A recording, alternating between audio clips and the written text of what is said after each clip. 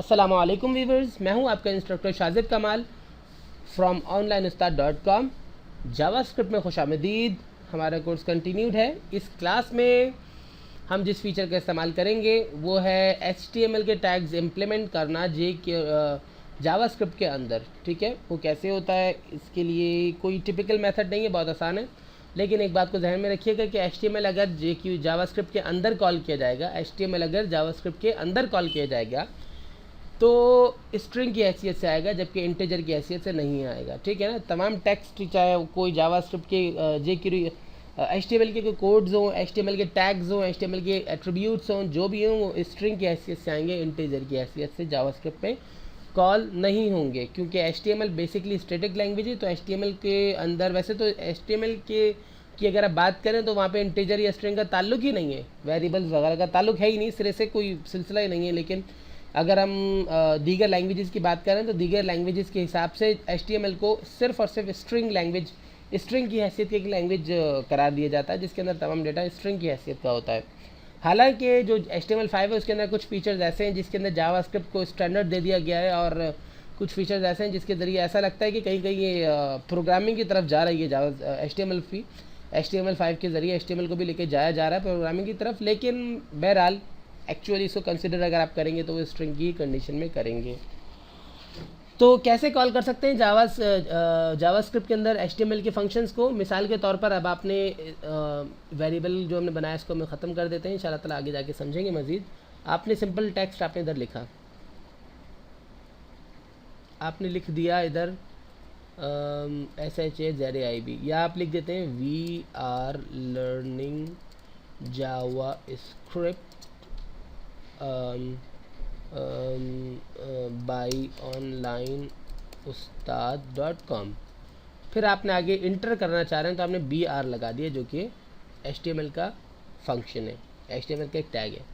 इस सिंपल तरीके से आपने लगा दिया BR। फिर आपने लिखा कि जी क्रिएटेड बाय शाजिब कमाल, या हाँ शाजिब कमाल। ठीक है ना। उसके बाद आपने इसे रिफ़्रेश किया, then you will get the result with an enter. I hope कि ये आपको समझ में आया होगा। इसको मज़ीद एडवांसमेंट में लेके चलते हैं। जैसे कि आपने H1 लिखा पहले, फिर आपने H1 को कवर कर दिया, उसके बाद यहाँ आपने लिखा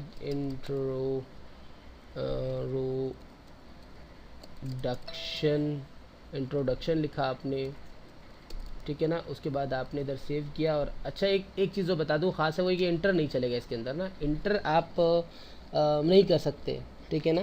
मतलब अगर आपका कहीं अगर आपने सिंगल कोट्स को या डबल कोट्स को ओपन किया हुआ तो आप इंटर नहीं कर सकते। और चूँकि डबल कोट्स की बात जहन में आई तो मैं आपको बताता चलूँ कि अगर आप सिंगल कोट्स की जगह डबल कोट्स इस्तेमाल करना चाहें तो वो भी कर सकते हैं।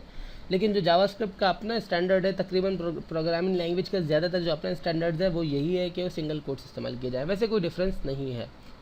अब मैंने ये लिखा H1 इंट्रोडक्शन, उसके बाद मैंने रिफ़्रेश किया, देखें बिल्कुल ऐसा लग रहा है जैसे मैंने HTML पे लिखा है, क्योंकि मैंने HTML को ही राइट किया है, लेकिन document.write के अंदर, यानी जावास्क्रिप्ट की राइटिंग कमांड के ज़रिए। इस तरीके से आप सिंपली HTML के टैग्स इस्तेमाल कर सकते हैं। भले आप इसके अंदर किसी भी किस्म की एडिशन करना चाहें, स्टाइल एट्रीब्यूट का इजाफा करना चाहें, मुख्तलिफ एट्रीब्यूट्स का इजाफा करें, जैसे कि मैं करता हूँ।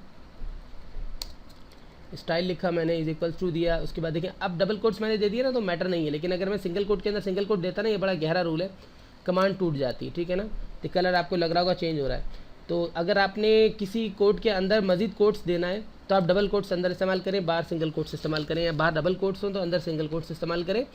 ये पॉसिबल नहीं है कि आप बाहर भी कोट्स सेम इस्तेमाल करें, अंदर भी सेम इस्तेमाल करें। तो क्या होता है, ऐसा करने से ये होता है कि अब इन्हें एक क्वेरी या कमांड कंसिडर किया जाएगा और इन्हें एक क्वेरी, और ये बीच का डेटा सारा आपका रिमूव हो जाता है। और रिमूव नहीं होता बल्कि बड़ी डिस्टर्बेंस कर देता है आपके काम में।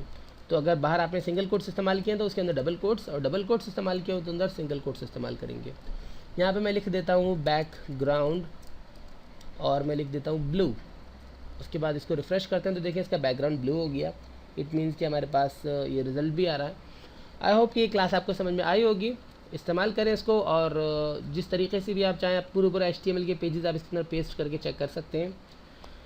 फिर इंशाल्लाह ताला अगली क्लास में मज़ीद इस बारे में बात करेंगे। तब तक के लिए मुझे इजाज़त दीजिए। मैं हूँ आपका इंस्ट्रक्टर शाजिब कमाल फ्रॉम onlineustaad.com। अल्लाह हाफिज़।